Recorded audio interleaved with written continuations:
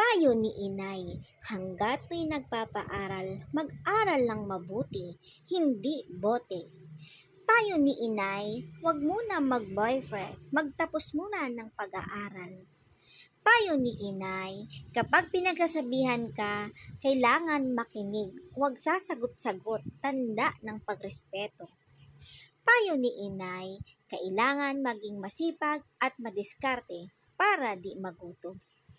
Payo ni inay, bilog ang mundo, huwag mapagmataas dahil ang minamaliit mo ngayon ay baka bukas mas umasenso kaysa sayo.